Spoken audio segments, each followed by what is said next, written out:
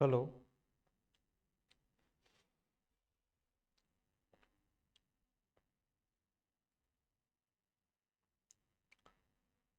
So hello everyone, greetings of the day. मैं रवि तिवारी। जैसा कि लास्ट सेशन में हम लोग एमआई इंस्ट्रूमेंट के बारे में डिस्कस कर रहे थे। Part two of MI instrument के बारे में, electrical measurement and measuring instrument के सेक्शन में, basics of measurement and instrumentation में। तो हम लोगों ने डिस्कस किया moving iron type of instrument में कि attraction and repulsion type instruments में लीनियर स्केल बनाने के लिए हम लोगों ने देखा कि dL by D theta inversely proportional to theta बनाना पड़ेगा, राइट। और जब थीटा की वैल्यू वेरी स्मॉल होगी तो DL by D theta infinite मतलब वेरी लार्ज वैल्यू आएगी, जो कि प्रैक्टिकली ऑन स्केल बना पाना पॉसिबल नहीं हो पाएगा, फिजिबल नहीं हो पाएगा।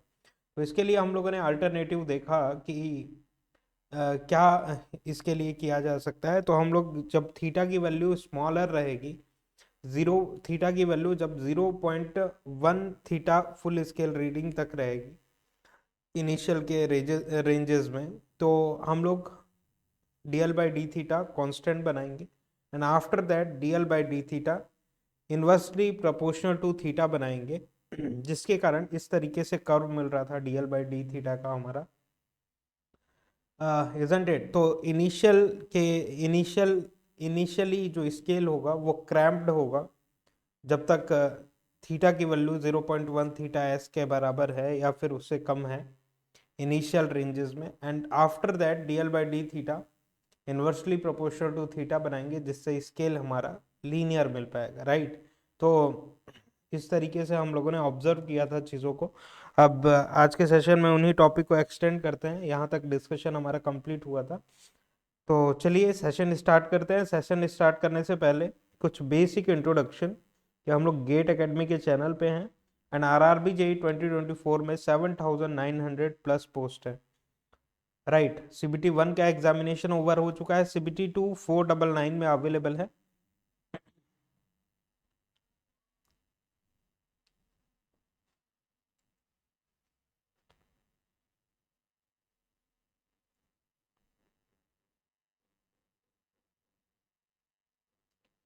सीबीटी 2 499 में अवेलेबल है।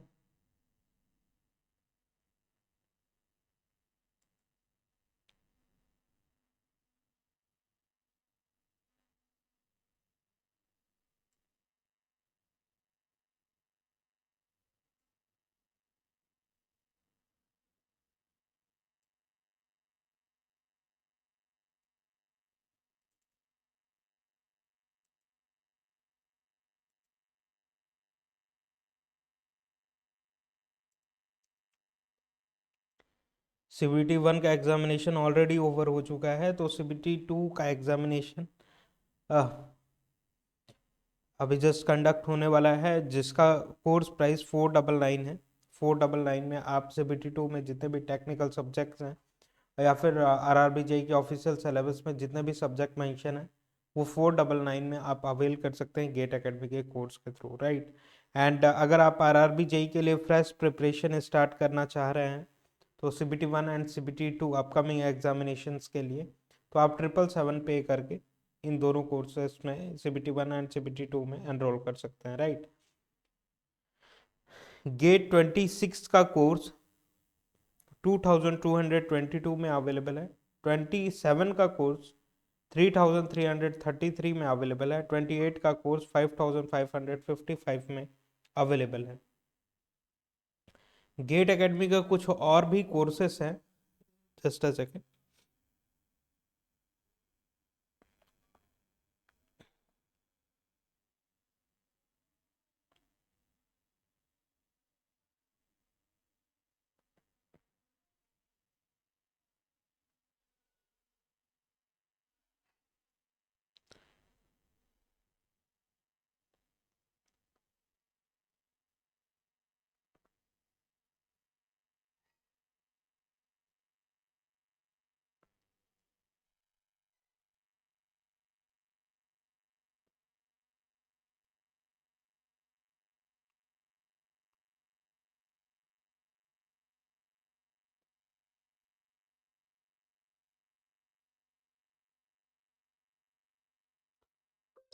तो आर गेट एकेडमी के कुछ और भी कोर्सेज है, जैसे आरआरबी जेई, एसएससी जेई 777 में अवेलेबल है, कैंपस रिक्रूटमेंट ट्रेनिंग प्रोग्राम 777 में, all state AE JE examination.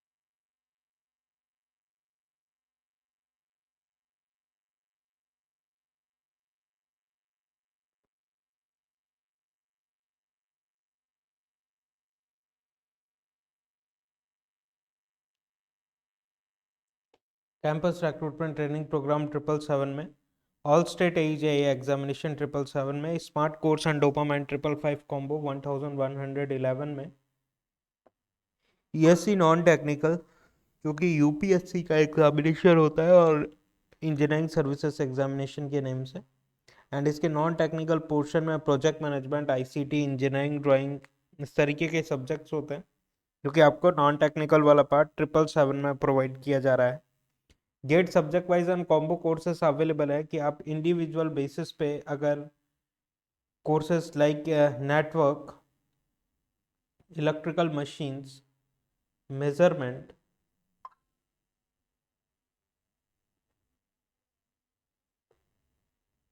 Power electronics, power system, analog electronics, control system, digital electronics, micro processor, signal system, EMT, electromagnetic field theory, इन subjects में individual basis पे या फिर अपने best combination के को choose करके आप एनरोल कर सकते हैं। उसके लिए आपको गेट एकेडमी की ऑफिशियल वेबसाइट विजिट करनी होगी। एंड गेट एक्सटेंशन फॉर 26 की 25 में आपने एनरोल किया हुआ था एंड 26 के लिए एक्सटेंशन चाह रहे हैं, तो 1500 रुपीज़ एक्स्ट्रा पे करके आप 26 के लिए कोर्सेज को एक्सटेंड कर सकते हैं। यूपीपीएससी एई का एग्जामिनेशन जो कि गैजेटेड ऑफिसर का पोस्ट है, राइट, एंड इसके प्रीलिम्स एंड मेंस में ऑफिशियल सिलेबस में जितने भी सब्जेक्ट मेंशन है, जैसे कि प्रीलिम्स में जनरल एप्टीट्यूड, इंजीनियरिंग एप्टीट्यूड के सेक्शन में common to all branches 22 subjects included हैं, वो सारे के सारे वीडियो लेक्चर्स आपको प्रोवाइड किए जाएंगे जस्ट 1111 में, राइट। तो online test series details for GATE 25 की इलेक्ट्रिकल इंजीनियरिंग की जो टेस्ट है उसमें topic wise test 28, subject wise basic level के टेस्ट 12,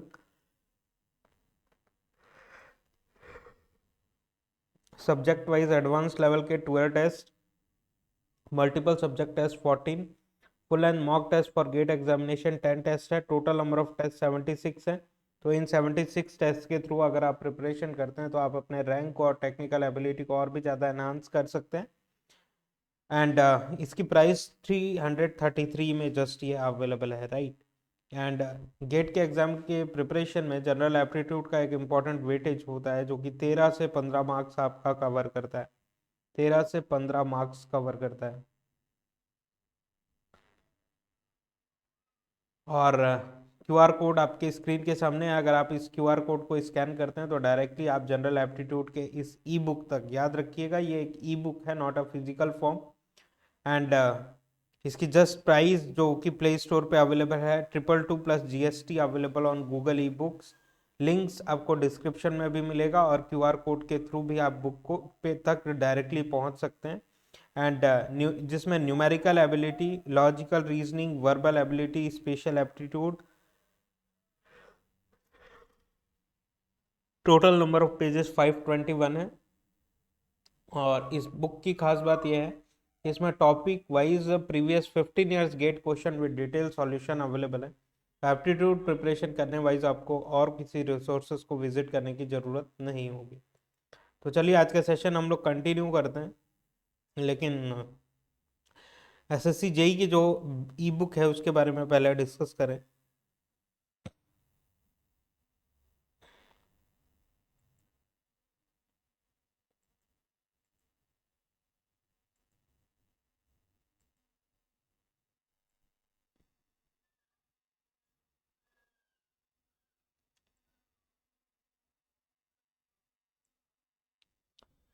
ध्यान रखिएगा कि एसएससी जेई इलेक्ट्रिकल इंजीनियरिंग की ई बुक लॉन्च हो चुकी है एंड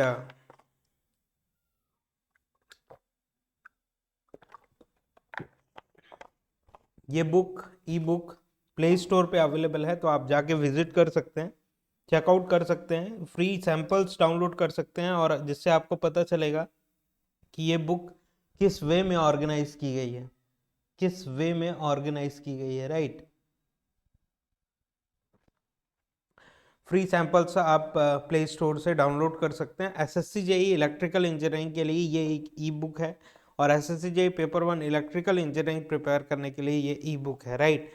और अगर आपको अदर ब्रांचेस के लिए चाहिए तो अदर ब्रांचेस के लिए भी अवेलेबल है, उसके लिए आप गेट एकेडमी की ऑफिशियल वेबसाइट विजिट कर सकते हैं, या फिर डायरेक्टली प्ले स्टोर में जाके SSC JE ebook for your respective branches like electrical, mechanical, civil, तो आप उस तरीके से ये ई बुक अवेल कर सकते हैं। और ये India's first subject wise and year wise E book है कि सब्जेक्ट वाइज भी क्वेश्चंस देखने के लिए मिलेंगे आपको, और ईयर वाइज भी क्वेश्चंस सेम बुक में देखने के लिए मिलेंगे।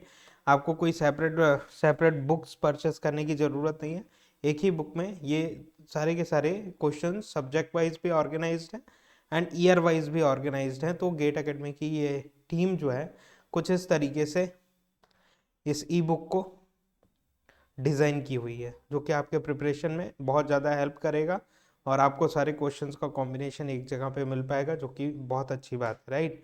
और India's first subject wise and year wise E book आप अवेल कर सकते हैं। प्ले स्टोर में जाके SSC JEE paper 1 electrical engineering search करिए और इमीडिएटली आप इस ई बुक तक पहुंच जाएंगे। तो चलिए आज का सेशन हम लोग स्टार्ट करते हैं कि previously in repulsion type of instrument, measuring instrument में मूविंग आयरन इंस्ट्रूमेंट के बारे में बात कर रहे थे। मूविंग आयरन के दो टाइप्स होते हैं, एक होता है आपका अट्रैक्शन टाइप और एक होता है रिपल्सन टाइप इंस्ट्रूमेंट, राइट। तो हम लोगों ने डिस्कस किया था in repulsion type it is easier to design theta dl by d theta is constant, right. It is easier to design dl by d theta is inversely proportional to theta repulsion type में। So it is easier to obtain uniform scale, हम लोगों ने discuss किया था in repulsion type instrument. लेकिन फिर बाद में क्या प्रॉब्लम अराइज हुआ फॉर यूनिफॉर्म स्केल। ध्यान दीजिएगा यहाँ पे लिखा हुआ है theta DL by D theta is constant, right. तो यहाँ से हम लोग चीज़ों को एक्सप्रेस करें, अगर यहाँ से चीज़ों को एक्सप्रेस करते हैं तो सेम एक्सप्रेशन आपको देखने के लिए मिलेगा, राइट, कि d L by D theta can be written as constant divided by theta, which means that dl by d theta is directly proportional to 1 by theta। और जहाँ पे प्रोपोर्शनैलिटी हटाएंगे तो प्रोपोर्शनैलिटी कांस्टेंट इंट्रोड्यूस होगा। तो हम लोग इस डिजाइनिंग पैरामीटर को ध्यान में रख के अपना जो इंस्ट्रूमेंट है वो डिजाइन कर रहे थे, जिसमें dl by D theta inversely proportional to theta design करना रिपल्सन टाइप में इजी होता था कंपेयर टू अट्रैक्शन टाइप, क्योंकि इंडक्टेंस की वैल्यू जो होती है वो रिपल्सन टाइप में 2 आयरन वेन्स होने के कारण इंडक्टेंस का फॉर्मेशन ज़्यादा होता है रिपल्सन टाइप में अट्रैक्शन टाइप के कंपैरिजन में। तो डीएल बाई डी थीटा की जो वैल्यू मिलेगी वो एक सिग्निफिकेंट वैल्यू मिलेगी, एक स्टैंडर्ड सिग्निफिकेंट वैल्यू मिलेगी, जिसके थ्रू हम लोग प्रैक्टिकली इंस्ट्रूमेंट को डिज़ाइन कर सकते हैं। लेकिन ये अट्रैक्शन टाइप में थोड़ा डिफिकल्ट हो रहा था, इसीलिए हम लोगों ने कहा कि रिपल्सन टाइप में dl by D theta inversely proportional to theta बना पाना ईजी होता है कंपेयर टू अट्रैक्शन टाइप। तो हम लोग DL by D theta inversely proportional to theta अगर बना पाने के लिए पॉसिबल है अगर हमारे लिए, तो वहां पे यूनिफॉर्म स्केल ऑब्टेन करना इजी हो जाता है। यूनिफॉर्म स्केल ऑब्टेन करने के लिए dl by D theta inversely proportional to theta हम लोगों ने डिसाइड किया था, क्रिएट करना, डिजाइन करना, राइट।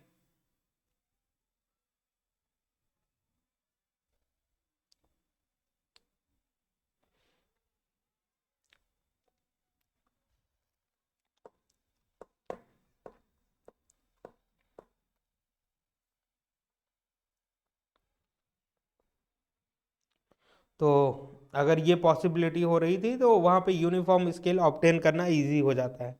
लेकिन फिर हम लोगों ने फर्दर डिस्कस किया कि अगर dl by D theta inversely proportional to theta है फॉर यूनिफॉर्म स्केल, तो थीटा की वेरी स्मॉल वैल्यू के लिए, वेरी स्मॉल वैल्यू के लिए डीएल बाई डी थीटा की वैल्यू रीच कर जाएगी very large value. For theta is very small, very small,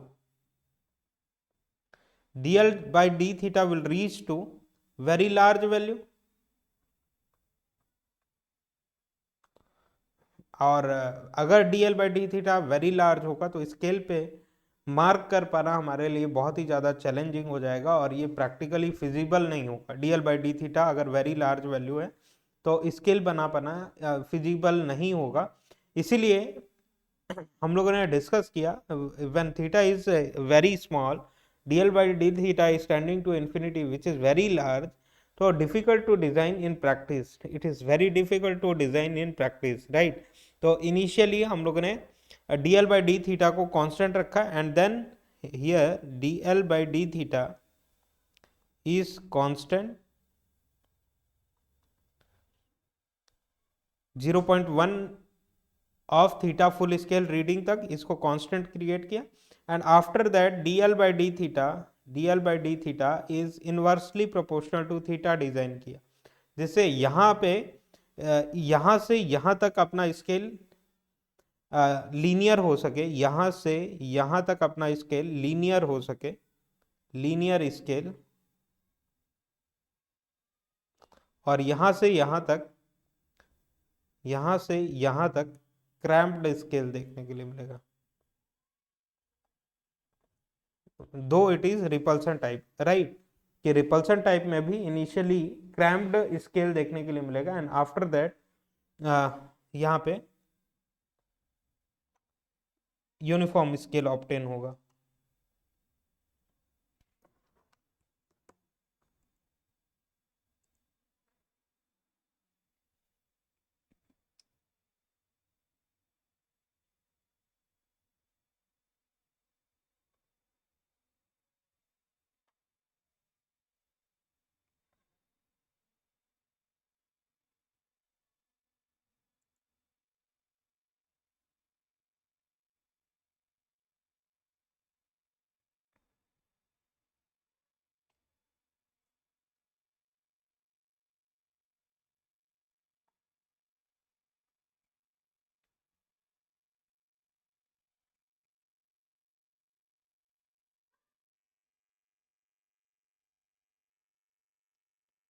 so that is why scale initially cramped होता है, राइट।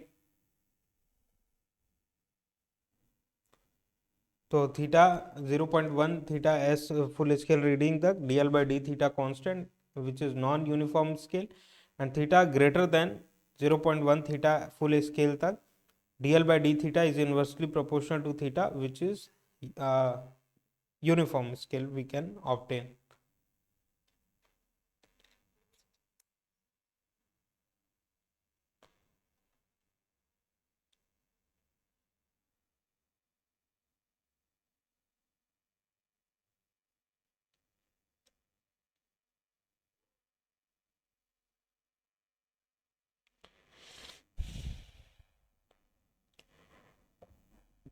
मूविंग आयरन में यहाँ तक का डिस्कशन हुआ था, अब यहाँ से फ्रेश स्टार्ट करते हैं हम लोग। When I is greater than 50 ampere, कि जैसे कि आप लोगों को पता है कि फिक्स्ड कॉइल जो होती है कुछ इस तरीके से स्प्लिटेड इनटू टू हाफ्स रहती थी, सी शेप्ड स्ट्रक्चर आपको देखने के लिए मिलता था अट्रैक्शन टाइप में, एंड सर्कुलर स्ट्रक्चर देखने के लिए मिलता था आपको रिपल्सन टाइप में। तो यहाँ पे कॉइल्स जो होती थी वो स्टैटिक होती थी, इनमें मूवमेंट तो होता नहीं है।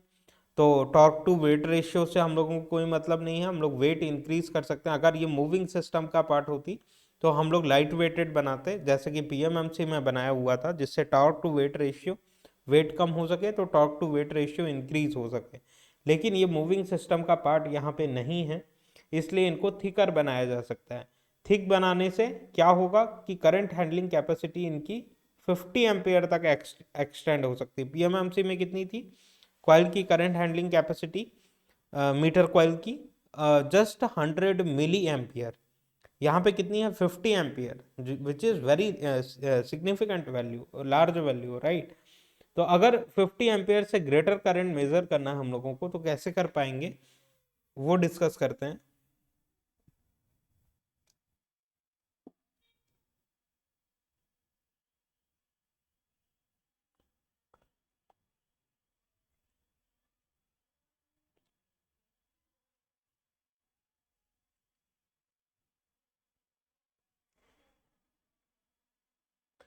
करंट की वैल्यू जब 50 एम्पियर से ज़्यादा है तो हम लोग कैसे डिस्कस कर पाएंगे?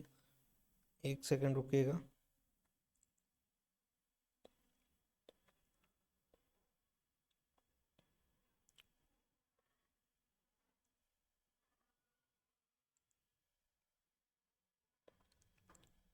हेलो। तो वो आज के पॉइंट ऑफ डिस्कशन है, राइट।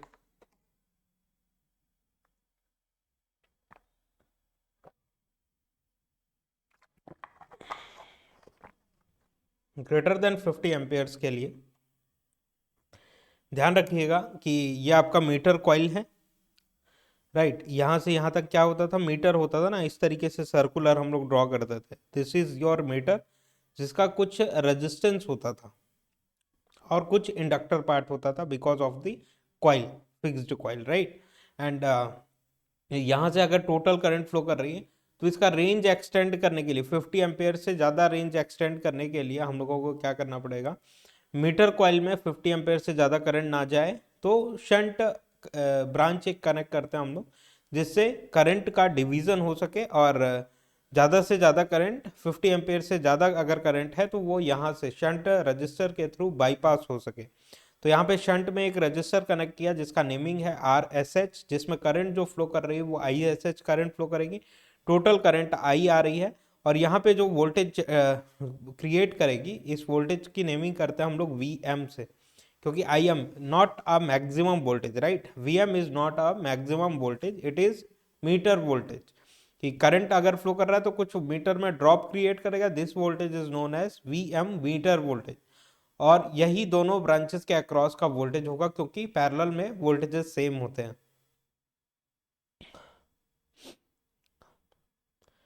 तो यहाँ पे जो करंट जा रही है इसकी नेमिंग करते हैं हम लोग ISH से, ये टोटल करंट आ रही है।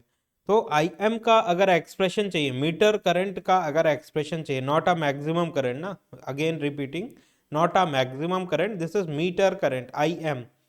IM का अगर एक्सप्रेशन चाहिए कि IM की वैल्यू कितनी आएगी, तो this voltage VM divided by total impedance, I is equal to V by R या फिर V by Z in AC। तो Z क्या होता है? इम्पिडेंस। तो टोटल इम्पिडेंस का मैग्नीट्यूड कितना आएगा यहाँ पे? R plus J x L M लिखते हैं हम लोग, राइट। तो उसको अगर मैग्नीट्यूड चाहिए तो root over A square plus B square करना पड़ेगा, A प्लस JB के फॉर्म में है। मैग्नीट्यूड चाहिए तो root over RM square plus omega LM square का स्क्वायर, इस तरीके से इम्पिडेंस लिखना पड़ेगा हम लोगों को, राइट। एंड अगर ISH का एक्सप्रेशन चाहिए हम लोगों को, ISH का एक्सप्रेशन चाहिए तो ISH कैसे लिखा जा सकता है? VM, यहाँ के भी अक्रॉस का वोल्टेज कितना है? VM ही है। VM डिवाइडेड बाई RSH अगर हम लोग करते हैं, VM डिवाइडेड बाई RSH करते हैं तो ISH की वैल्यू मिल जाएगी। अब ISH डिवाइडेड बाई IM करके देखते हैं क्या एक्सप्रेशन मिल रहा है। ISH डिवाइडेड बाई IM अगर हम लोग करते हैं तो VM से VM कैंसिल, VM से VM कैंसिल, तो न्यूमरेटर वाले पार्ट में root over RM square plus omega LM square, यहाँ का एक्सप्रेशन आ गया। एंड इसके डिनोमिनेटर में क्या है? RSH, VM से VM कैंसिल हो गया है और ये एक्सप्रेशन निकल के आ रहा है। अब यहाँ पे देखिए कि ये फ्रीक्वेंसी डिपेंडेंट टर्म है omega 2 pi F, right. Omega is equal to 2 pi F, this frequency is in hertz, hertz, and this is radian per second, radian per second, right. तो ओमेगा फ्रीक्वेंसी डिपेंडेंट टर्म आ रहा है। तो again अगर हम लोग बात करें, current division between the shunt and meter is frequency dependent, so there is error in reading, error in reading due to frequency, कि frequency अगर चेंज होती है, फ्रीक्वेंसी अगर यहाँ पे चेंज होती है, लेट सपोज कि फ्रीक्वेंसी 50 हर्ट्ज थी और अब 30 हर्ट्ज हो गई, 40 हर्ट्ज हो गई, अगर फ्रीक्वेंसी में चेंजेस आता है तो यहाँ के इस एक्सप्रेशन के थ्रू हम लोगों को पता चल रहा है कि जो करंट का डिवीजन है ISH और IM की वैल्यू चेंज होगी, ISH और IM की वैल्यूज चेंज होगी। तो ISH और IM की वैल्यू फ्रीक्वेंसी डिपेंडेंट है, जिसके कारण रीडिंग में एरर आएगा कि करंट जब फ्लो करेगी तो वो फ्रीक्वेंसी पे डिपेंड करेगी। फ्रीक्वेंसी अगर चेंज हो गई तो करंट का डिवीजन चेंज हो गया, तो मीटर जो है दूसरी करंट मेजर करना चालू कर देगा, जितना एक्चुअल रीड करना था उतना नहीं रीड करेगा, तो रीडिंग में एरर प्रोड्यूस होगा। तो हम लोग अब देखते हैं कि इस टर्म को और करंट के डिवीजन को IM और ISH को फ्रीक्वेंसी इंडिपेंडेंट कैसे बनाया जाए। उसके लिए ध्यान देते हैं, to make the current division independent of frequency we provide inductive shunt, inductive shunt की केवल RSH यहाँ पे इंक्लूड नहीं किया हम लोगों ने, RSH के सीरीज में हम लोगों ने LSH को ऐड कर दिया, इजंट इट, कि जिस तरीके से यहाँ पे मीटर का कुछ रेजिस्टेंस था, कुछ इंडक्टेंस था, तो शंट में करंट बाईपास जो हो रहा है वहां पे क्योंकि फ्रीक्वेंसी इंडिपेंडेंट बनाना है तो केवल RSH नहीं इंट्रोड्यूस करेंगे, LSH वहां पे सीरीज में ऐड करेंगे हम लोग।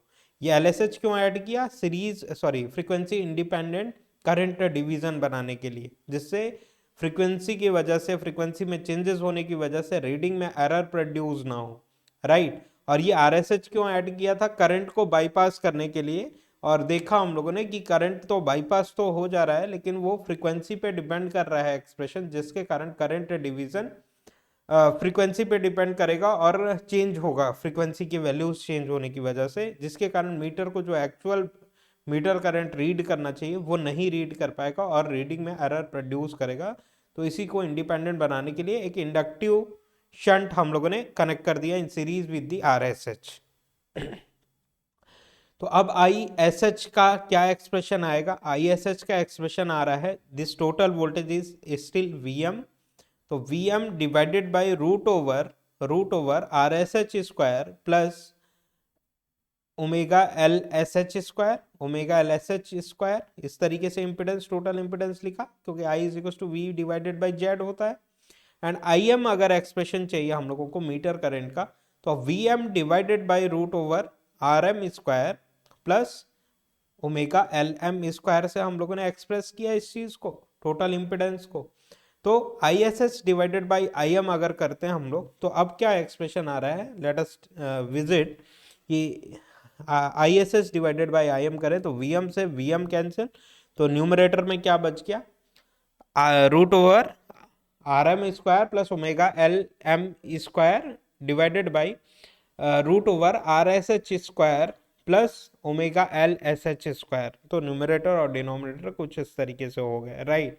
अब ध्यान दीजिएगा, यहाँ पे स्टिल फ्रीक्वेंसीज हैं, ऊपर वाले भी पार्ट में नीचे वाले भी पार्ट में, यहाँ पे स्टिल फ्रीक्वेंसीज हैं। तो फ्रीक्वेंसीज हैं तो हम लोग एक अगेन एक्सप्रेशन लिखते हैं कि ध्यान दीजिएगा, इस ए वाले पार्ट को, A प्लस JB वाला पार्ट है तो A प्लस JB के फॉर्म में है, तो ए वाले पार्ट को अगर हम लोग कॉमन निकाल लें, ए स्क्वायर प्लस बी स्क्वायर है, ए वाले पार्ट को अगर कॉमन निकाल लें तो ध्यान दीजिएगा यहाँ पे रूट है, और इसको अगर कॉमन निकालते हैं तो ये स्क्वायर टर्म में बाहर आएगा कि सिंगल टर्म में, तो सिंगल टर्म में बाहर आ गया रूट्स के बाहर, राइट। तो यहाँ पे क्या बच गया 1, isn't it, plus omega LM divided by RM whole square के टर्म्स में आ गया ये एक्सप्रेशन, राइट। एंड डिनोमिनेटर में भी सेम RSH को हम लोगों ने बाहर निकाला, एंड ये 1 plus omega L S H divided by R S H square के टर्म में यह एक्सप्रेशन हम लोगों को मिल रहा है।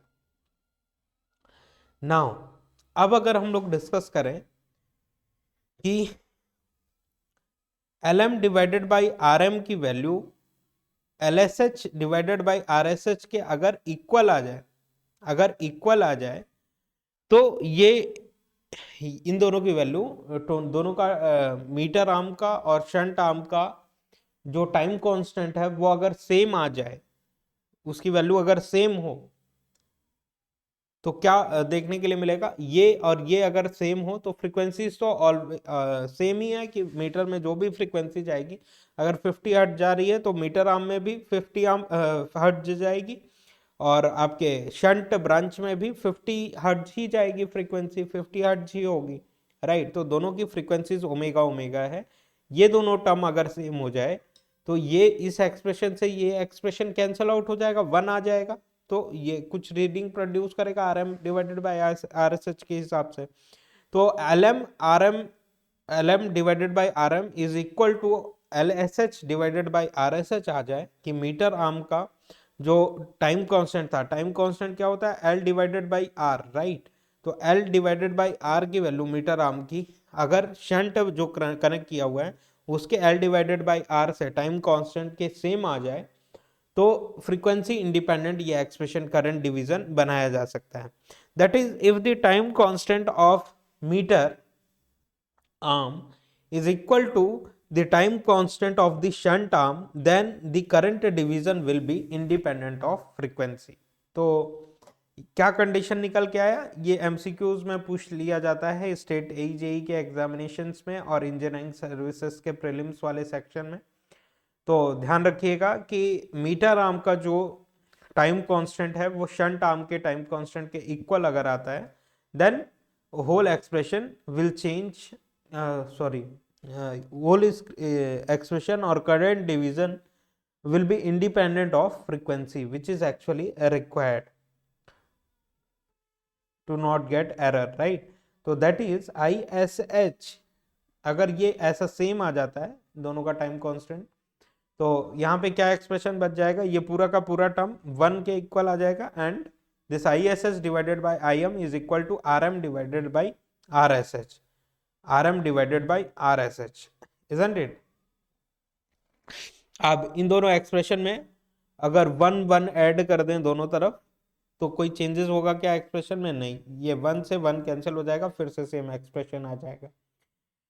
As attraction type gives low inductance, so it can be used for wide frequency ranges।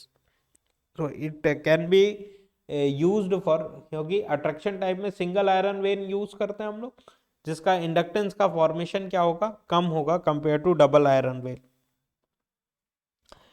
क्योंकि एसी फ्लक्स प्रोड्यूस हो रहा था, कभी इस डायरेक्शन में होगा कभी अगेन रिटर्न डायरेक्शन में होगा, तो ये आयरन वेन जो मिडिल पोर्शन में रखा हुआ था change in flux lines experience करेगा, तो d5/dt का एक्सपीरियंस होगा जो कि इंडक्टेंस का फॉर्मेशन करेगा, राइट।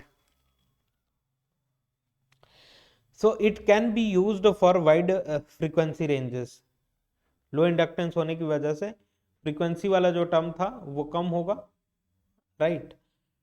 तो फ्रीक्वेंसी डिपेंडेंट जो टर्म था वो कम होगा अट्रैक्शन टाइप में, तो it can be used for wide frequency ranges compare to repulsion type, क्योंकि रिपल्सन टाइप में फ्रीक्वेंसी डिपेंडेंट टर्म ज़्यादा है, और उसको इंडिपेंडेंट बनाने के लिए ये हम लोगों ने देखा कि ये कंडीशन फुलफिल होना चाहिए, ये वाला कंडीशन, दोनों का टाइम कांस्टेंट सेम होना चाहिए, इजंट इट। अब दोनों पार्ट में अगर 1 1 ऐड कर दें तो एक्सप्रेशन में कोई चेंजेस नहीं होगा, तो इसका एलसीएम लिखा हम लोगों ने IM होल एलसीएम IM, और यहाँ पे IM प्लस ISH आ जाएगा, और ये एक्सप्रेशन सेम। तो ध्यान देते हैं हम लोग कि IM प्लस ISH ही तो I है, since I is equal to IM plus ISH, IM plus ISH, isn't it, कि IM plus ISH ही तो I है, टोटल करंट है, तो total current divided by IM, क्या प्रोड्यूस होता है, मल्टीप्लिसिटी फैक्टर m की वैल्यू निकल के आ जाएगी यहाँ से, m की वैल्यू which is equal to 1 plus R M divided by R S H, 1 plus R M divided by R S H. तो ये मीटर का एक्सप्रेशन, सॉरी मल्टीप्लिसिटी फैक्टर का एक्सप्रेशन आ गया यहाँ से। एंड अगेन अगर हम लोग आर एस एच की वैल्यू निकालना चाहें यहाँ पे, तो क्या लिखा जा सकता है, m इज इक्वल टू क्या आ गया, 1 plus R M divided by R S H आ गया। अब अगर m का एक्सप्रेशन चाहिए आपको, तो यहाँ पे m माइनस 1 कर दिया आपने, and R M divided by R S H लिख सकते हैं हम लोग इसको। तो आर एस एच का एक्सप्रेशन चाहिए, तो R S H can be written as R M divided by M minus 1, R M divided by M minus 1। तो कुछ इस तरीके से आर एस एच का एक्सप्रेशन आ सकता है। एंड m का एक्सप्रेशन ये है, where m is equal to total current I divided by I, meter current, not maximum current. IM is not maximum current, it is meter current. So please remember this.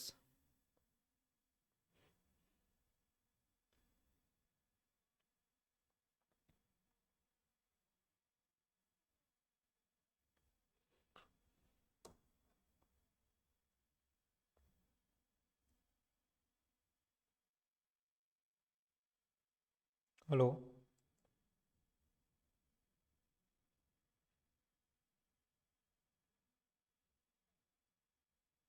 Okay, so let us move forward कि M आई volt meter के बारे में अब बात करते हैं हम लोग। एम आई वोल्ट मीटर के बारे में डिस्कस करते हैं। ये क्या था, अमीटर था, राइट। अभी तक जितना भी डिस्कस किया डायरेक्टली करंट जा रहा था मीटर में, तो करंट रीडिंग करने के लिए अमीटर के बारे में अभी तक हम लोगों ने डिस्कस किया। लेकिन वोल्ट मीटर किस तरीके से वोल्टेज कैसे मेजर किया जा सकता है एमआई इंस्ट्रूमेंट के थ्रू, तो हम लोग देखते हैं एमआई वोल्ट मीटर के बारे में कि अपना मीटर वाला जो पार्ट है वो इस तरीके से, जहाँ पे वोल्टेज मेजर करना है, ये पूरा का पूरा अपनी सर्किटरी है, राइट। ये इस पार्ट का अगर वोल्टेज चाहिए हम लोगों को, तो इस मीटर को हम लोगों ने डायरेक्टली यहाँ पे कनेक्ट किया, इजंट इट। और इसके करंट के रेंज को, क्योंकि करंट की वैल्यू 50 एम्पियर से ज़्यादा फ्लो नहीं कर सकती है, ज़्यादा करंट अगर फ्लो करवाना है, इन द सेंस ज़्यादा वोल्टेजेस मेजर करना है, तो हम लोगों को यहाँ पे सीरीज रजिस्टर कनेक्ट करना पड़ेगा। क्योंकि अगर यहाँ पे टोटल वोल्टेज एक्चुअली में ड्रॉप वी हो रहा है, जो कि वेरी लार्ज वैल्यू है, तो यहाँ पे voltage division will takes place. यहाँ का वोल्टेज जो होगा वो वीएम होगा, यहाँ का वोल्टेज क्या होगा, V S, series voltage, right. तो वी एस की वैल्यू जितनी आएगी उसके हिसाब से यहाँ पे करंट फ्लो करेगा, उसके हिसाब से यहाँ पे करंट फ्लो करेगा। और V की वैल्यू जितनी होगी उसके हिसाब से यहाँ पे total current IM, meter current flow करेगा, और जो कि जिसकी वैल्यू सेम रहेगी RS में भी, क्योंकि सीरीज में करंट तो चेंज होता नहीं है। तो करंट अगर यहाँ पे फ्लो कर रहा है, तो इस करंट की वैल्यू लिमिटेड टू क्या होनी चाहिए, 50 एम्पियर। 50 एम्पियर लिमिटेड बनाने के लिए रेजिस्टेंस की वैल्यू हम लोगों ने इंक्रीज कर दिया ना, रेजिस्टेंस ऐड करके रखा हुआ है हम लोगों ने, in order to limit the meter current value, because in moving iron instrument in coils we cannot inject greater than 50 amperes current, right। So 50 ampere current को लिमिट करने के लिए हम लोगों ने यहाँ पे एक सीरीज में, मीटर के सीरीज में एक रेजिस्टेंस ऐड किया। अब टोटल इंपेडेंस जेड अगर कैलकुलेट करना है आपको, तो ए वाले पार्ट को, रियल वाले पार्ट को एक साथ, तो R M plus R S, R M plus R S, and imaginary वाला जो पार्ट है उसको एक साथ लिखे हैं, which is J omega L M, J omega L M.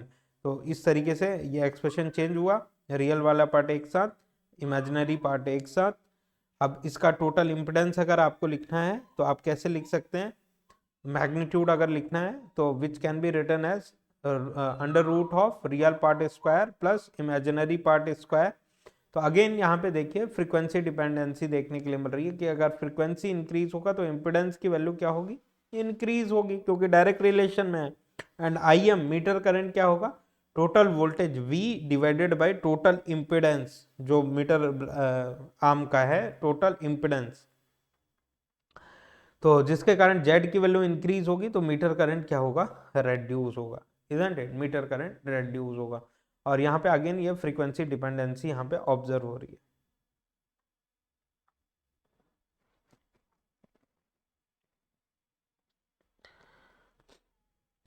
तो डिफ्लेक्टिंग टॉर्क का क्या एक्सप्रेशन था, half of I D C square, I average value in case of PMMC, right, और in case of AC RMS value of current ये measure करता है, right, RMS value of current measure करता है, I RMS square DL by D theta. तो meter current से हम लोगों ने इसको एक्सप्रेस किया हुआ है, this is not maximum current, this is meter current. तो डिफ्लेक्टिंग टॉर्क का क्या एक्सप्रेशन आ रहा है, हाफ ऑफ आई एम की जगह पे V square divided by Z square लिख सकते हैं, डीएल बाई डी थीटा।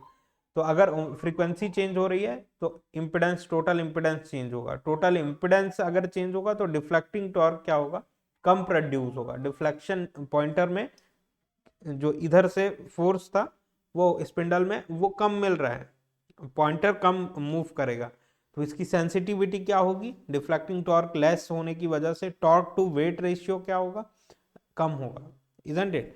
कि टॉर्क टू वेट रेशियो के बारे में बात करें इन मूविंग आयरन इंस्ट्रूमेंट, तो वेट के बारे में तो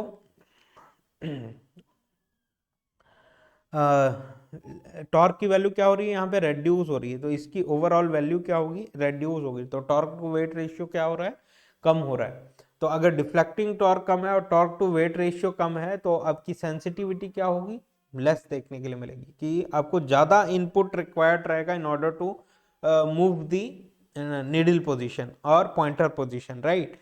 कि अगर सेंसिटिविटी हाई होती, torque to weight ratio high होता, टॉर्क अगर हाई होता तो क्या देखने के लिए मिलता, थोड़े से इनपुट से वो सिग्निफिकेंट डिफ्लेक्शन स्केल में इंडिकेट करता।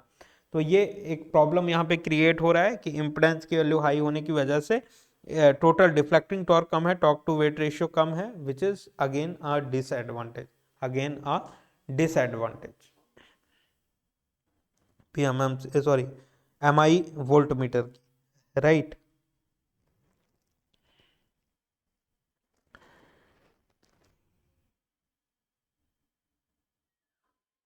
Now at steady state deflection, steady state deflection पे क्या होता है, deflecting torque is equal to controlling torque, ये दोनों सेम होते हैं जिससे नीडल रेस्ट कर सकता है फाइनल पोजीशन पे ऑन दी स्केल। तो टीसी क्या होता है, स्प्रिंग कंट्रोल मैकेनिज्म हम लोगों ने यूज किया हुआ था, और ग्रेविटी कंट्रोल भी अगर आप यूज करते हैं तो sine theta, where theta is very small, so sin theta is approximated to theta only, so TC expression will become same on k theta only, right। तो डिफ्लेक्टिंग टॉर्क का क्या expression है, half of v square divided bye mod of z square dl by d theta, dl by d theta। now theta can be written as 1 by 2k, we can write 1 upon k, इधर आ गया तो 1 upon 2k, and this is impedance square and this one is voltage square DL by D theta से हम लोगों ने express किया। तो impedance की वैल्यू हाई मिल रही है due to higher frequencies, so theta will be less, मतलब डिफ्लेक्शन क्या हो रहा है, लेस हो रहा है, डिफ्लेक्शन की वैल्यू लेस हो रही है, and theta is directly proportional to voltage square, because k is constant, this value is already designed in machine, once it is designed is not going to change, only depends upon the frequency, right। and dl by d theta जो कि again designing parameter है, तो theta is directly proportional to v square, we can write that is it reads low at high frequencies, right। Higher frequency, frequency की value जब high होगी तो impedance की value क्या हो जाएगी, हाई, तो डिफ्लेक्शन क्या होगा, थीटा की वैल्यू क्या हो जा रही, कम, तो डिफ्लेक्शन क्या होगा, कम होगा। तो हायर फ्रीक्वेंसीज पे डिफ्लेक्शन क्या होगा, लेसर देखने के लिए मिलेगा। So there is error due to frequency because of inductor, there is error due to frequency because of inductor. तो क्या कर रहे हैं हम लोग इस चीज को कंपनसेट करने के लिए, so to compensate for the error due to frequency, the multiplier resistance rs is shunted by, this is multiplier resistance or shunt series resistor, right, multiplier resistor rs is shunted by a capacitor having a capacitor value, capacitor connect करेंगे इसके parallel में हम लोग और इसकी value हम लोग रखेंगे, it is approximated to approximately equal to 0.41 L divided by R S square, 0.41 L divided by R S square. इतनी वैल्यू अगर हम लोग कैपेसिटर की रखते हैं in parallel with the your series multiplier resistor, जैसे शंट मल्टीप्लायर रजिस्टर कहते थे, ये सीरीज मल्टीप्लायर रजिस्टर है to extend the voltmeter reading ranges, right. तो जिसके लिए शंट सीरीज रजिस्टर हम लोगों ने मल्टीप्लायर रजिस्टर कनेक्ट किया था। तो इसके थ्रू हम लोगों ने देखा कि अगर फ्रीक्वेंसीज हाई हैं तो डिफ्लेक्शन क्या मिल रहा है, कम मिल रहा है, जो कि अगेन एरर प्रोड्यूस करेगा, टॉर्क कम मिलेगा, तो नीडल प्रॉपरली हायर फ्रीक्वेंसीज पे डिफ्लेक्शन नहीं दे पाएंगे, राइट। तो डिफ्लेक्शन नहीं दे पाएंगी तो अगेन एरर प्रोड्यूस होगा। इस चीज को कंपनसेट करने के लिए हम लोगों ने सीरीज मल्टीप्लायर रेजिस्टेंस को शंट में कनेक्ट किया हम लोगों ने capacitor of value 0.41 L divided by RS square. RS is this only, right? And this L is LM only, this LM value, and RS square 0.41 LM divided by RS square value का capacitor connect करेंगे।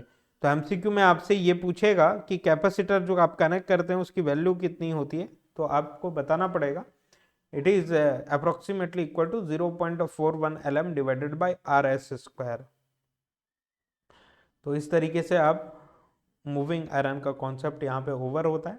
Moving iron type instrument हम लोग complete कर चुके हुए हैं, जितना भी थेरेटिकल एंड कॉन्सेप्चुअल डिस्कशन था यहाँ पे ओवर होता है। और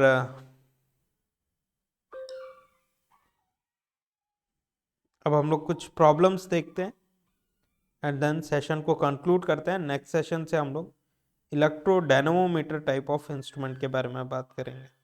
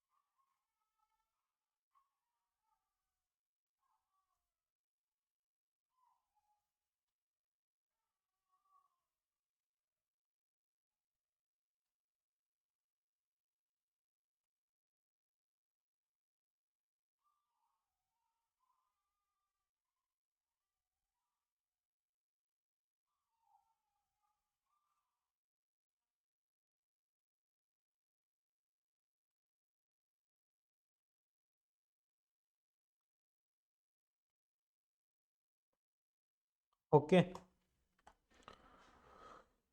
यहाँ पे हम लोगों ने मूविंग आयरन को कंक्लूड किया। कुछ प्रॉब्लम सेट देखते हैं एंड देन हम लोग इलेक्ट्रोडायनोमोमीटर से अपनी नई शुरुआत करते हैं।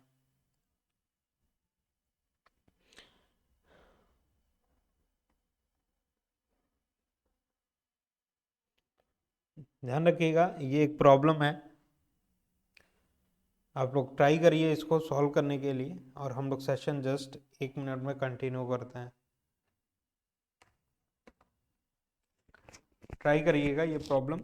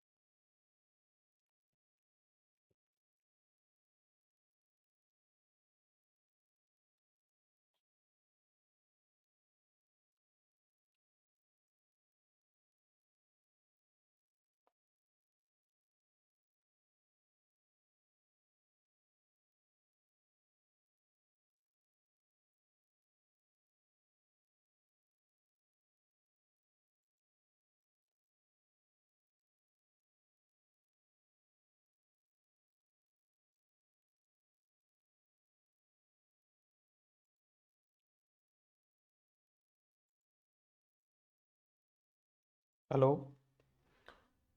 सो आशा करते हैं आप लोगों ने क्वेश्चन ट्राई किया होगा और आपसे बन गया होगा। चलिए इसका सॉल्यूशन देखते हैं हम लोग। A moving iron type of instrument has moving iron type of instrument mention है। इंडक्टेंस की वैल्यू दी हुई है L is equal to this 0.01 plus K1 theta square, right. If angular deflection are, angular deflection मतलब theta की value mentioned है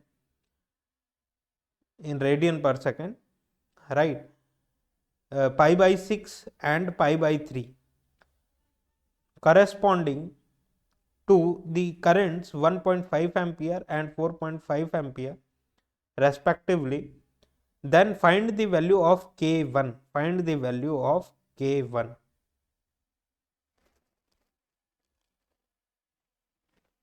किस तरीके से अप्रोच करें इस क्वेश्चन को, ध्यान रखिएगा। हम लोग इनिशियली कुछ स्टैंडर्ड क्वेश्चन देख रहे हैं, डिटेल्ड थेरेटिकल सब्जेक्टिव क्वेश्चंस देख रहे हैं, जो कि ओवरऑल अंडरस्टैंडिंग आपकी बिल्डअप करेगी एंड थिंकिंग प्रोसेस डेवलप करेगा। आपको इतने टफ टफ क्वेश्चंस नहीं देखने के लिए मिलेंगे, लेकिन इन क्वेश्चन से आपकी अंडरस्टैंडिंग बढ़ेगी मेजरमेंट्स जैसे सब्जेक्ट्स में, राइट। तो ध्यान रखिए, डीएल बाई डी थीटा कि हम लोगों को टॉर्क के एक्सप्रेशन में क्या मालूम है, टॉर्क का एक्सप्रेशन, डिफ्रैक्टिंग टॉर्क का एक्सप्रेशन जो होता है half of I R M S square divided by D L multiplied with D L by D theta, इस तरीके से एक्सप्रेशन होता है।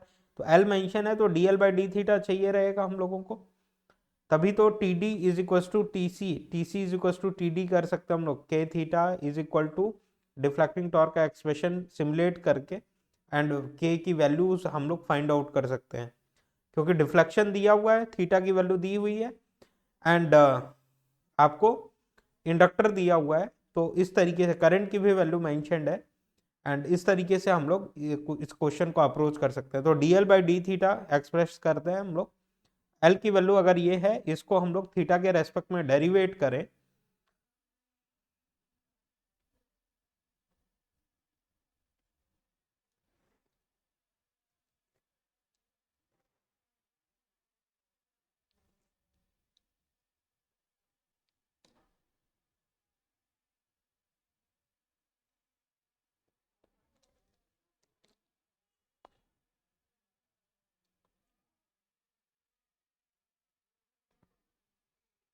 now it is okay,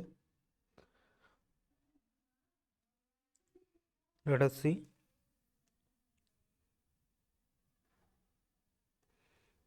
okay only, तो थीटा के रेस्पेक्ट में अगर इसको डेरिवेट करते हैं हम लोग तो एक्सप्रेशन क्या मिलेगा,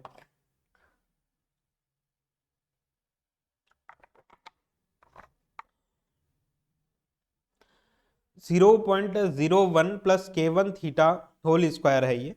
तो ये पूरा का पूरा एक्सप्रेशन 0.01 प्लस K1 थीटा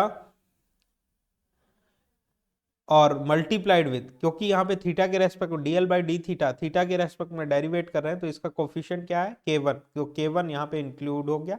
अब यूनिट्स का ध्यान रखिएगा, क्योंकि माइक्रो में था इसलिए 10⁻⁻⁶ यहाँ पे इंक्लूड होता है, right.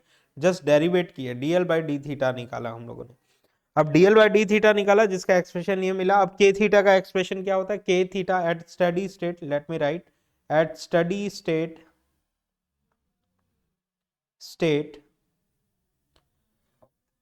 Controlling torque is equal to deflecting torque. Controlling torque क्या होता है, K theta which is equal to half of deflecting torque is equal to half of I square DL by D theta, isn't it, where theta can be expressed as, theta can be written as 1/2k I square dl by d theta। अब dl by d theta आपका निकल चुका है, I की value पता है, I की value पता है, थीटा की वैल्यू पता है, तो k की वैल्यू हम लोग इजीली इन्वेस्टिगेट कर सकते हैं कि क्या होगी।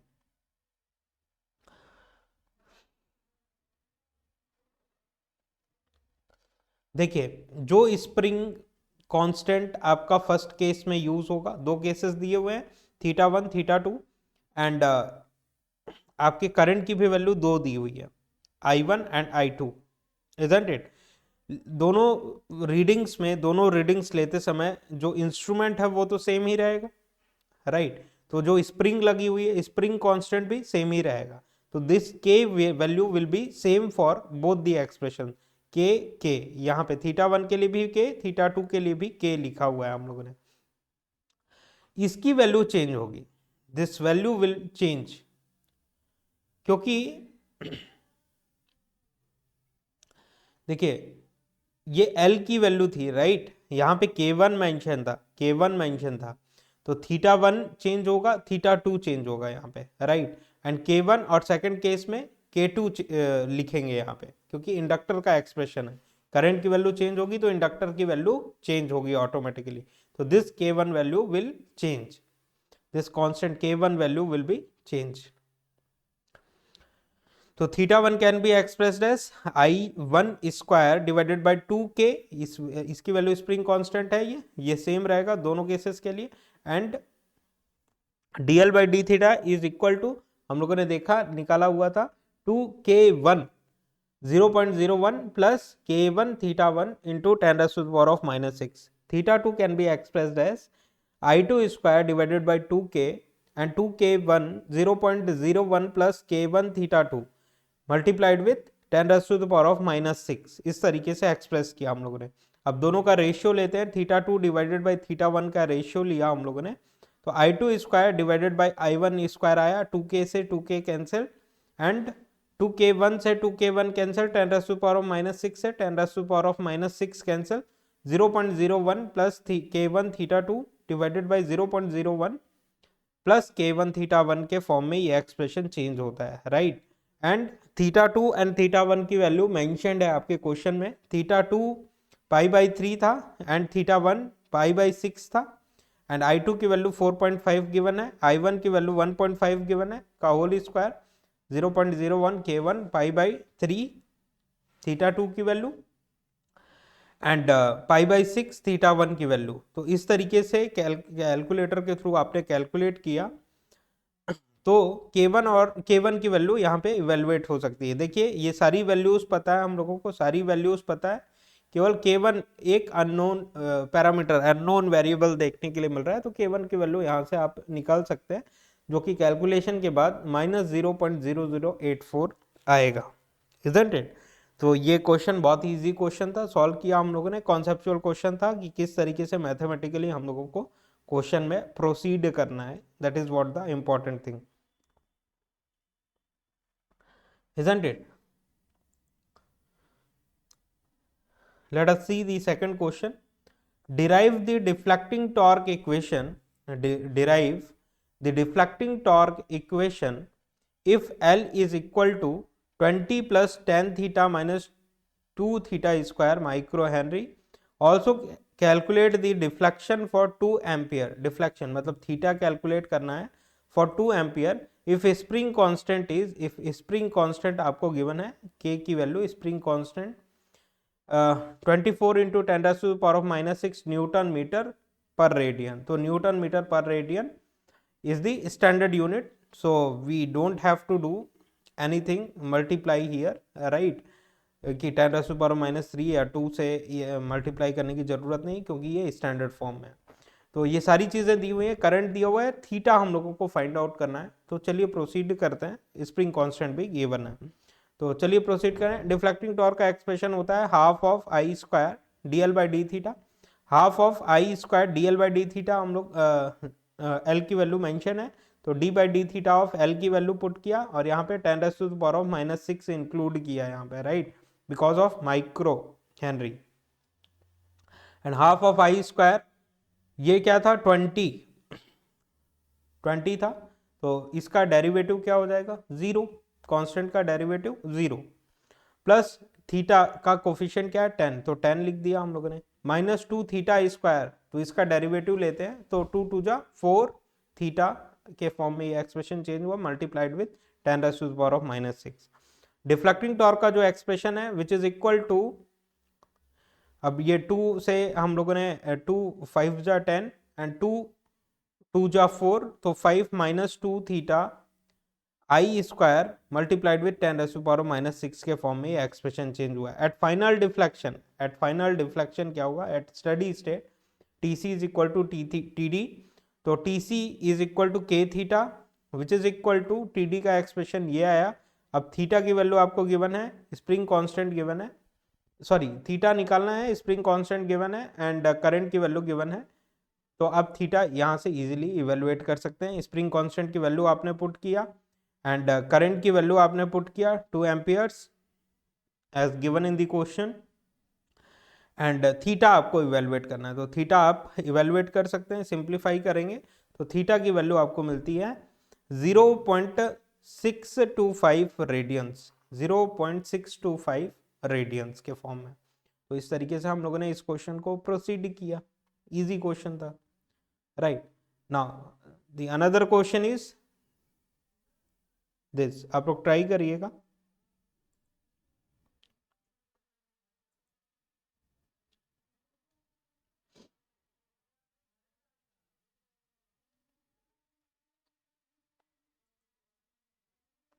ट्राई करिए इस क्वेश्चन को, देन हम लोग प्रोसीड करते हैं।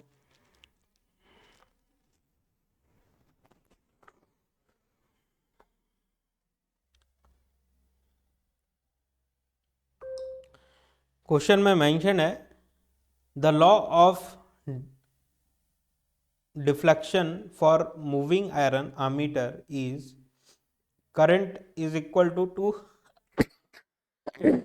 sorry current I is equal to 2 theta to the power of n where n is constant, self inductance at zero current is, zero current पे self inductance mention है 100 micro henry, right, and spring constant आपको given है। Find L, inductor की value find out करनी है as a function of theta, L as a function of theta आपको find out करना है। तो प्रोसीड करिए, इजी क्वेश्चन है, जस्ट मैथमेटिकल अंडरस्टैंडिंग आपको क्रिएट करनी है।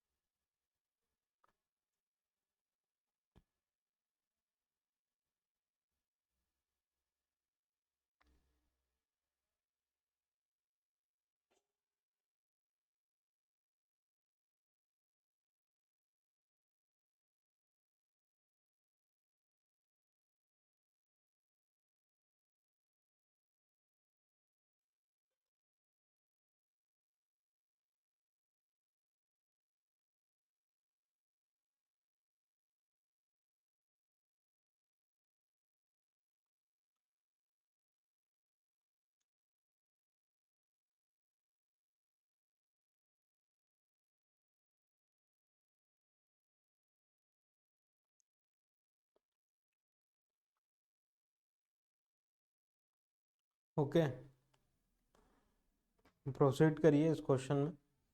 लॉ ऑफ डिफ्लेक्शन आपको दिया हुआ है मूविंग आयरन ammeter का, where I is equal to 2 theta N, where N is a constant, self inductance at zero current is, self inductance L की value mention at zero current which is 100 micro henry, spring constant is this, find L as a function of theta. तो at final deflection हम लोगों को पता है TC is equal to TD, TC का expression होता है के थीटा, टीडी का एक्सप्रेशन होता है half of I square DL by D theta, as you already know, right.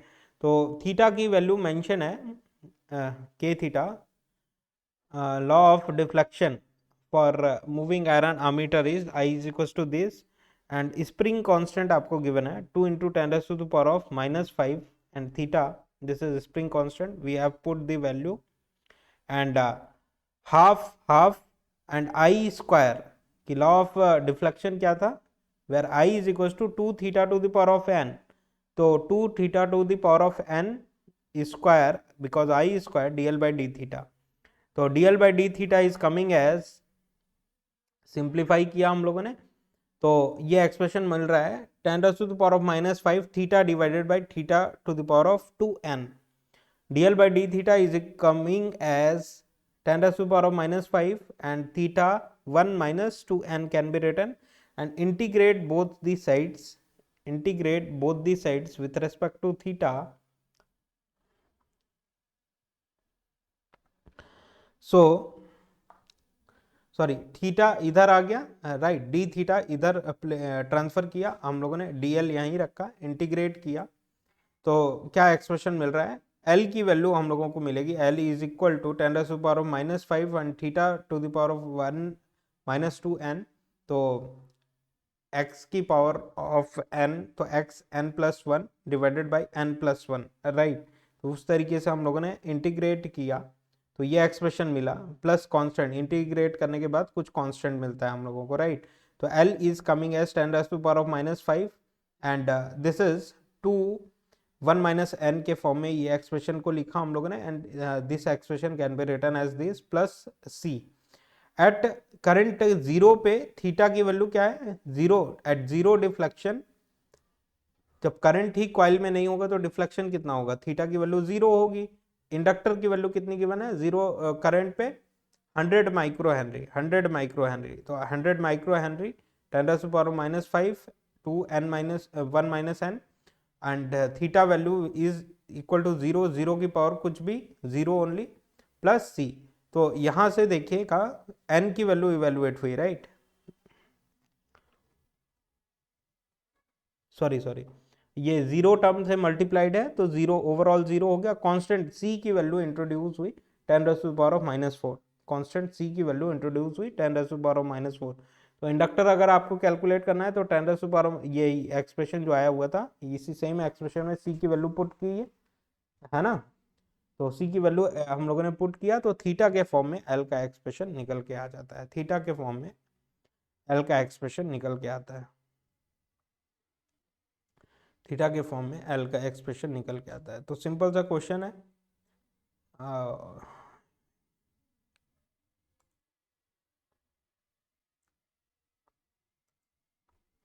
Right, simple question था। तो इस तरीके से हम लोगों ने मूविंग आयरन इंस्ट्रूमेंट के कॉन्सेप्ट प्लस क्वेश्चंस डिस्कशन कर चुके हुए हैं, एंड हम लोग अब नेक्स्ट सेशन में इलेक्ट्रोडायनोमोमीटर टाइप इंस्ट्रूमेंट के बारे में डिस्कस करने के लिए तैयार हैं। इलेक्ट्रोडायनोमोमीटर टाइप इंस्ट्रूमेंट के बारे में डिस्कस करेंगे हम, इलेक्ट्रोडायनोमोमीटर टाइप इंस्ट्रूमेंट, ओके।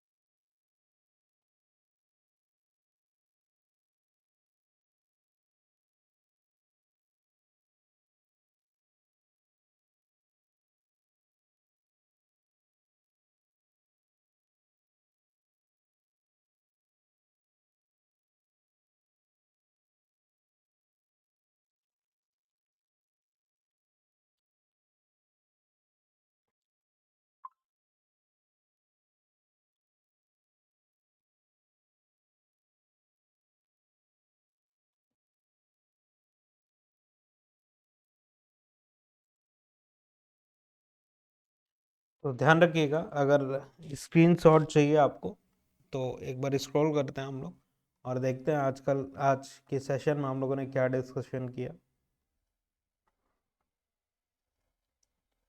सबसे पहले हम लोगों ने एक बार रीकैप लेते हैं पूरा का पूरा एक्सप्रेशन मूविंग आयरन का, जो कि आज के सेशन में डिस्कस किया हम लोगों ने। जब करंट की वैल्यू 50 एम्पियर से एक्सीड करती है तो किस तरीके से करंट का मेजरमेंट करना है वो देखा हम लोगों ने, कि करंट को एक्सटेंडेड रेंज पे मेजर करने के लिए हम लोग शंट बाईपास शंट कनेक्ट करेंगे, जिसके थ्रू एक्सेसिव करंट जो है 50 एम्पियर से ज़्यादा करंट जो है वो इसके थ्रू बाईपास हो जाए। राइट, ये देखा हम लोगों ने, जिसमें एक्सप्रेशन में हम लोगों को मिल रहा था I S H divided by I am का एक्सप्रेशन में फ्रीक्वेंसी डिपेंडेंट टर्म मिल रहा था, मतलब कि फ्रीक्वेंसी पे करंट डिवीजन वेरी करेगा, कि फ्रीक्वेंसी अगर चेंज करेगी तो आई एम और आई एस एच की वैल्यू चेंज होगी, और आई एम की वैल्यू अगर डिफरेंट वैल्यू इंडिकेट करेगी, फ्लो करेगी मीटर ब्रांच में, तो डिफ्लेक्शन जो है वो पॉइंटर का उसमें एरर प्रोड्यूस होगा, रीडिंग जो होगी स्केल में जितना इंडिकेशन हो रहा है फ्रीक्वेंसी की वजह से उसमें रीडिंग एरर प्रोड्यूस होगा। राइट, तो फ्रीक्वेंसी इंडिपेंडेंट बनाने की जरूरत है। तो फ्रीक्वेंसी इंडिपेंडेंट बनाने के लिए एक एल एस एच हम लोगों ने in series with the shunt multiplier resistor connect किया, isn't it. Shunt multiplier resistor के सीरीज में एल एस एच प्रोड्यूस किया, और इसके एक्सप्रेशन में हम लोगों ने देखा कि अगर मीटर आर्म का जो टाइम कांस्टेंट है वो शंट ब्रांच के टाइम कांस्टेंट के बराबर आता है तो करंट डिवीजन फ्रीक्वेंसी इंडिपेंडेंट बनाया जा सकता है। राइट, तो आपको कंडीशन रिमेंबर रखना है कि time constant of this will be equal to time constant of this, so your current division is will be independent of frequency and no error is due to frequency can be obtained, right? तो ये expression देखा हम लोगों ने, and as attraction type gives low inductance so it can be used for wide frequency ranges, की inductance की value कम है तो फ्रीक्वेंसी डिपेंडेंट टर्म कम होगा अट्रैक्शन टाइप में because of single iron vane used. Right, तो वाइड रेंजेस ऑफ फ्रीक्वेंसी के लिए हम लोग कौन सा इंस्ट्रूमेंट यूज करेंगे एम आई टाइप में, अट्रैक्शन की रिपल्सन, तो अट्रैक्शन टाइप हम लोग प्रेफर करेंगे। राइट, इस तरीके से एमसीक्यू आपको देखने के लिए मिलेंगे एग्जामिनेशन में। तो 1 plus I S H divided by I am, इस तरीके से एम का एक्सप्रेशन निकाला जो कि हम लोगों को न्यूमेरिकल सॉल्विंग में हेल्प करेगा।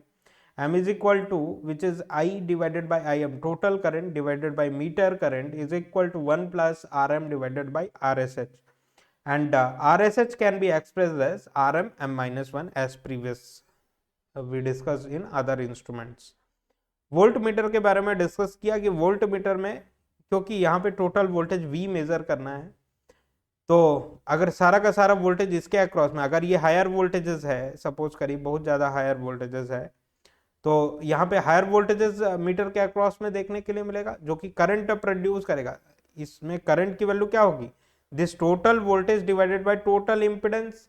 राइट, तो करंट की वैल्यू फ्लो करेगी, करंट की वैल्यू 50 एम्पियर क्रॉस ना हो जाए जिसके लिए इंपेडेंस की वैल्यू को बढ़ाने की जरूरत है, तो एक रजिस्टर हम लोगों ने यहाँ पे ऐड किया। राइट, एक रजिस्टर ऐड किया। अब यहाँ पे देखा हम लोगों ने कि इंपेडेंस की जो वैल्यू है, टोटल इंपेडेंस की वैल्यू फ्रीक्वेंसी डिपेंडेंट है, फ्रीक्वेंसी अगर हाई है तो इंपेडेंस की वैल्यू हाई मिलेगी एंड मीटर करंट कम मिलेगा। राइट, एंड टॉर्क का जो एक्सप्रेशन है, इंपेडेंस की वैल्यू हाई मिलने की वजह से, क्योंकि फ्रीक्वेंसी हाई है इंपेडेंस हाई होगा तो डिफ्लेक्टिंग टॉर्क कम मिलेगा, मतलब स्केल में डिफ्लेक्शन कम प्रोड्यूस होगा। At steady state T C is equal to T D and K theta is equal to this. तो हम लोगों ने ऑब्जर्व किया कि अगर फ्रीक्वेंसी हायर है तो इंपेडेंस हायर होगा, डिफ्लेक्शन कम होगा, डिफ्लेक्शन कम होगा, डिफ्लेक्शन कम होगा, डिफ्लेक्टिंग टॉर्क भी कम होगा, इजंट इट। डिफ्लेक्टिंग टॉर्क कम है तो टॉर्क टू वेट रेशियो कम होगा वोल्ट मीटर का, मूविंग टाइप ऑफ इंस्ट्रूमेंट का। तो टॉर्क टू वेट रेशियो अगर कम है तो आपका सेंसिटिविटी क्या होगा कि थोड़े से इनपुट देने पे नीडल तुरंत डिफ्लेक्ट कर देगी क्या, नहीं कर पाएगी।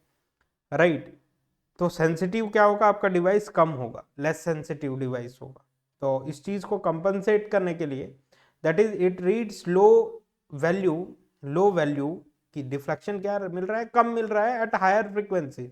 हायर फ्रीक्वेंसी पे इम्पिडेंस की वैल्यू हाई, डिफ्लेक्शन की वैल्यू कम, it reads low value at higher frequency, so this is there is error due to frequency because of inductor. तो इस चीज को कंपनसेट करने के लिए पैरेलली सीरीज मल्टीप्लायर रेजिस्टेंस के पैरेलली शंट में एक कैपेसिटर इंट्रोड्यूस किया हम लोगों ने, जिसकी वैल्यू अगर हम लोग 0.41 LM this self inductance meter inductance and divided by RS square, इतनी वैल्यू अगर कैपेसिटर की पैरेलली कनेक्ट कर दें तो ये इस चीज से बचा जा सकता है कि at higher frequencies deflection will be less, इस चीज से बचा जा सकता है, राइट, एंड डिफ्लेक्टिंग टॉर्क भी आपको कम मिले। इस चीज से बचने के लिए so as to compensate for the error due to frequency the multiplier resistor RS is shunted by a capacitor having capacitor value 0.41 LM divided by RS square। Multiple examinations में ये क्वेश्चन देखने के लिए मिला हुआ है एमसीक्यू के form में कि कैपेसिटर की वैल्यू कितनी होती है, 0.41 LM divided by RS square के फॉर्म में ये वैल्यू होती है। एंड देन इसके बाद कुछ न्यूमेरिकल्स हम लोगों ने सॉल्व किया एंड अंडरस्टैंडिंग बिल्डअप किया। आप चाहें तो स्क्रीनशॉट ले सकते हैं। ये क्वेश्चन था, आप लोग खुद से बनाने की कोशिश करिएगा एंड देन सॉल्यूशन की तरफ मूव करिएगा, वीडियो सॉल्यूशन की तरफ। तो ये पूरा का पूरा क्वेश्चन था, आप लोग स्क्रीनशॉट ले सकते हैं। And then second question is this,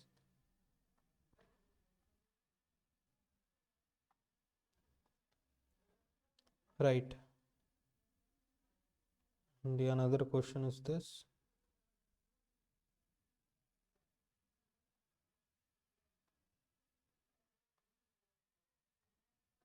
इस तरीके से हम लोगों ने प्रोसीड किया। नेक्स्ट सेशन में यहाँ पे मूविंग आयरन इंस्ट्रूमेंट कंप्लीट होता है, तीनों पार्ट हम लोगों ने कंप्लीट किया।